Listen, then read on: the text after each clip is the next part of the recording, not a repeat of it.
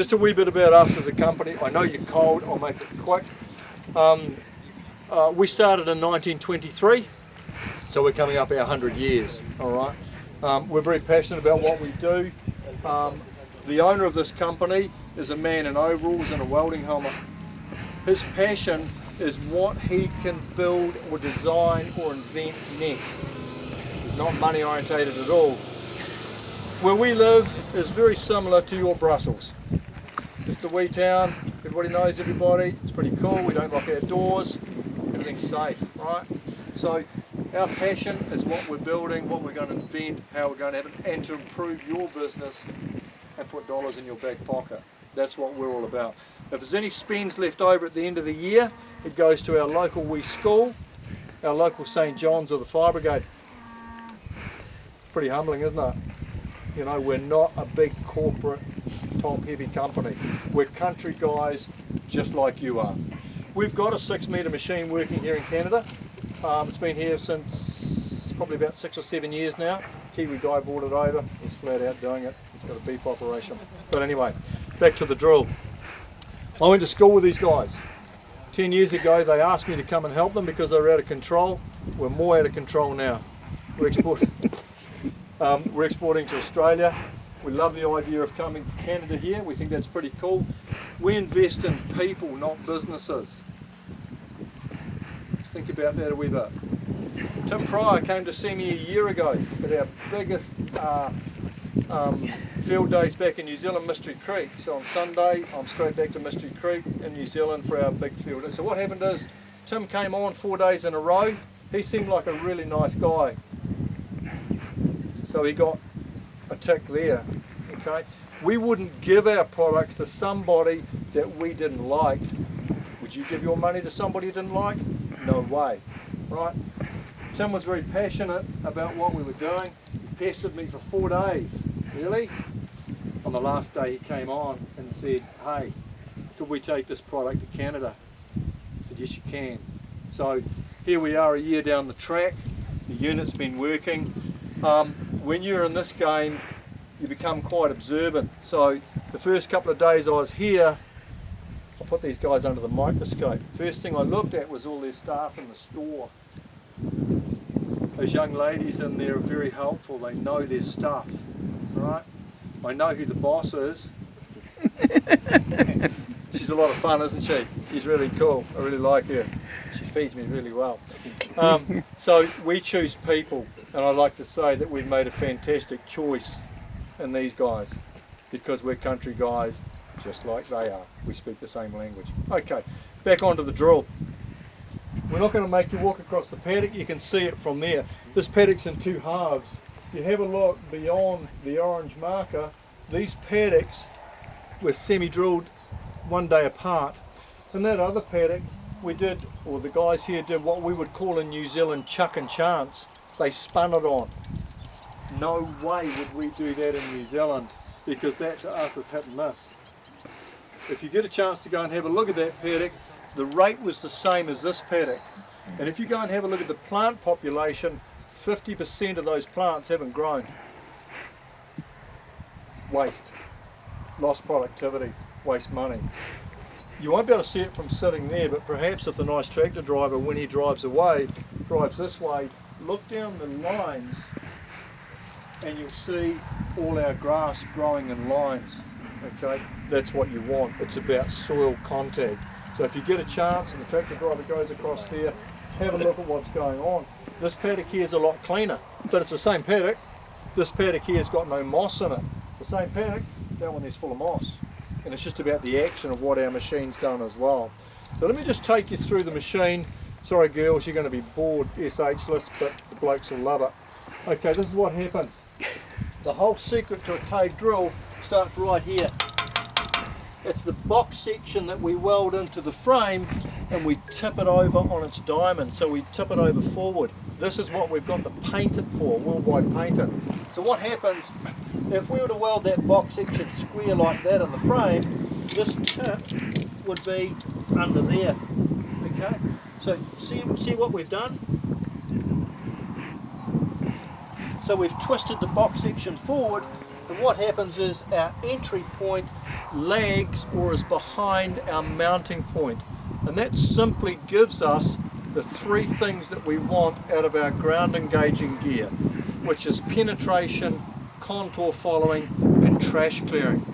Now, to explain that a wee bit better, as far as penetration goes, if you get a fish hook and put it on the palm of your hand and grab the eye and give it a pull, bang, it must go in. Look at all the fish hooks. So we don't use the weight of the drill to get it to go in the ground. It's how we've mounted the tine. When you look at it, you think, man, that's weird. That is so simple. And it is.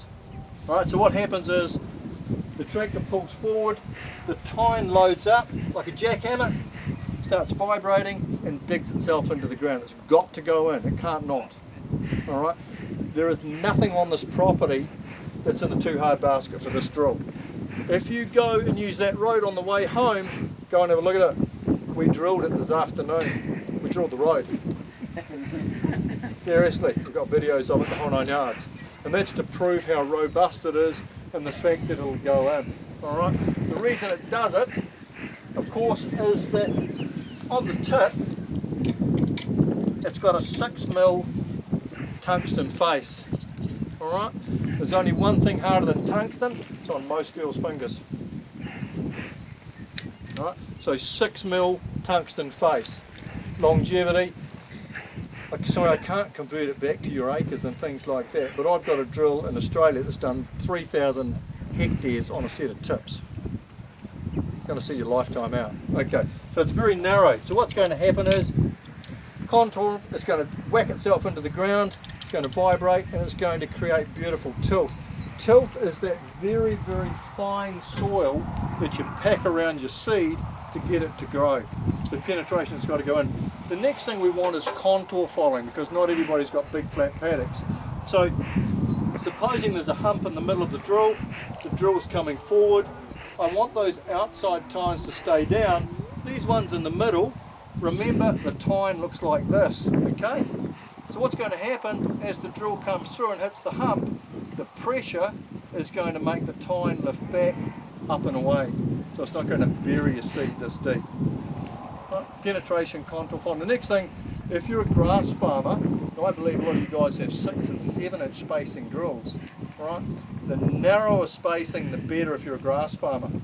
Because if you're that 6 and 7 inch, you're going to have to cross hatch pattern drill. Guys, I'm an A-grade mechanic and an engineer by trade. I used to be a drilling contractor. I actually do know what I'm talking about. They don't use it for most sales guys. So you need narrow spacing. Our drills are 4 3/4 inch or 1 to 1 millimetre spacing. Right? Narrow spacing. So trash clearing is the next thing. How are we going to get the trash, like that tag in there, or that paddock over there, the same paddock as this, how do we get it through the drill? Just watch the bottom of the boots. Just watch what's going to happen here. See, they're all moving? They're all shaking and vibrating. So we want it doing that while it's going along the paddock, because that's how we get the tag through, or the trash through the drill, all right? And we want it live, because when it's live, it's creating the tilth. That's what we want, tilth grows seed, okay? For the guys that put fert down the spout, what we'd be inclined to do is we'd put fert down the front, or fertiliser down the front, all right? So we'd put it down this spout here, and we'd put our seed down the back spout. And if you have a look at the boot, it's right back on an angle. And so when it goes in the ground, it increases that angle.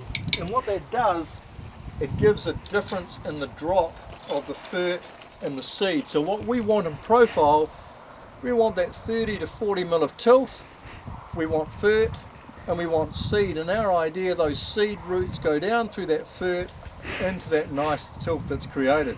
Most people put their fert on top. Then you've got to wait for it to rain to wash down in. Why don't you put it underneath, halve your fert bill, and get a better result? What's going to happen back in New Zealand, what they might do is they might spin on 250, 300 kgs of fert. So what they're going to do is they're going to do this with it. All right? Why am I going to want to put it there? To grow weeds. Remember, we're narrow spacing. We're not trying to close the gap up. We're already there. So why don't we put it under the seed, give it its best start, and halve your fertile. Makes sense to me. So that's how we would do it. So from here down, creates beautiful till. Not the ideal conditions to be doing this here, I'm sorry. If it was a little drier, we'd see a better result. If you want, feel free to jump down, have a bit of a scratch around there. Was hard getting the pocket knives through customs. It did go in my luggage. So guys, that's the undercarriage. Very, very simple. No maintenance, no bearings, no bushes. Right. From there, move to the back. We've got our harrows, 3 coils on the front finger, and this one here is almost parallel to the back of the drill. 2 coils on our back one, a more relaxed angle heading back the other way. So what we want them doing, we want them zooming along there live, the same as this. 85 horse is all you need to tow this drill on the flat. We've won awards for the least amount of horsepower. So these are live, this is live. They act like grater blades, so what they're going to do, if you can find a place here, as they go through, they do a wipe one way and a wipe the other. And they take any available till that's on the land and puts it back in the trench. Remember, tilth grows seed. That's what we're about. From there on back, you go to our Taege tyre roller. I'm not sure about how your roading works here, but back in New Zealand, what they do is they smack a new road down like this, and they get a steel wheel vibrating drum roller, thump, thump, thump, thump, thump all day long, and they form it up. And then what they do is they get the traffic, and they get the traffic to do their job for them. And they move the traffic from one side of the road to the other. But if you have a look at the construction site, there's a wobbly wheeled roller sitting there. It's getting charged out per hour that's not moving because you're doing their job by running over their job with your vehicles. And what it is, very, very simply, the action of a tyre going across the ground is like kneading bread or wringing out a tea towel.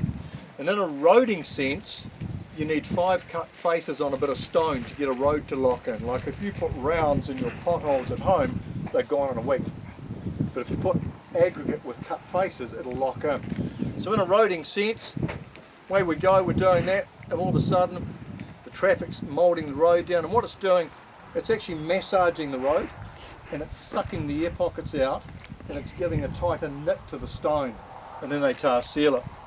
If you cross that over to a seeding sense, in worked ground, seed always comes up first in the wheel mark of the tractor or the wheel mark of the drill, or if somebody runs across it with a motorbike.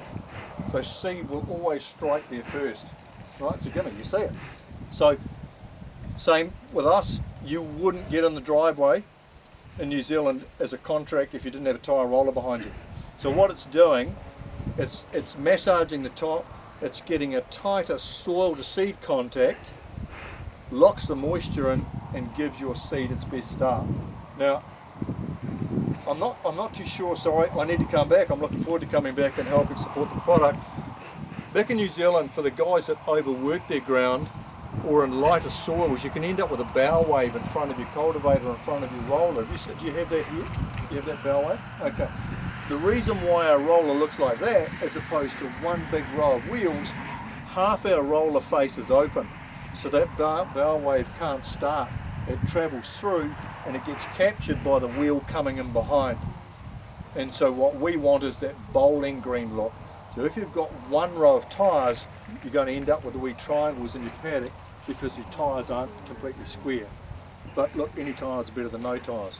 So guys, that's it as far as that goes. No maintenance as well, no R&M. Young man, would you come and calibrate this drill for me, please? Sure. This young man here. This one? Yeah. Come and give me a hand here. Guys, at shows and field days and things like that, what happens is, how old are you, man? How old are you? 10. Damn, I needed somebody under 6. No, you're fine. Okay. So what I get a very young person or an old Neanderthal like me to do it, to show you how simple it is. So what I'm going to get you to do, please, I'm going to get you to calibrate this drill. So you hold on to that there. What I want you, no, just that one there, sorry. Let's go back in there and follow. Right, can you hold on to that for me? Right, what I want you to do, please, is touch the prime button. I'll just hold it down. Right, so at the moment we're priming it, so we're just running some product through the drill, like getting rid of the airlocks out of a water system. Okay, that's it, thank you. So what we'd normally do is there'd be a tray going there, so we'd empty that. What I want you to do now, please, is touch the calibrate button, and touch the calibrate button again. Right, so the wee man in here knows that it's in a calibration mode, and it's delivering 20 seconds worth of whatever's in the box. Feathers, marbles, stones, doesn't care. Right, whatever's in there, all it's going to do is deliver 20 seconds worth. And when it's done that, all it wants to know is, what does 20 seconds worth weigh? So it doesn't know what you're planting, it doesn't know what rate you want to do it at, all he's doing is delivering 20 seconds worth. Right, that's cool. So what we're going to do now is touch the weight button, please. Thank you. So we take the tray out and we weigh it. Supposing it weighed 600. Can you take the 6 and 2 zeros for me, please? Thank you. And go OK. Go OK again. Right, let's plant it at 17 kgs per hectare. Touch the 25 and put 17 in for me. And go OK. Give this young man a round of applause. He's just calibrated the drill. Thank you. There you go. That's how simple they are to calibrate, because every time you go drilling, all you do is feed it, and you work out the depth, you calibrate it 3 or 4 times. I know you're not happy with it. You hop in the tractor and you're going, oh, I hope that's right. Maybe it's all not going to run out in the first round. Right? You can prove what it's sowing at any stage, because seed is your biggest investment. So guys, that's how simple it is to calibrate. This is the result you get.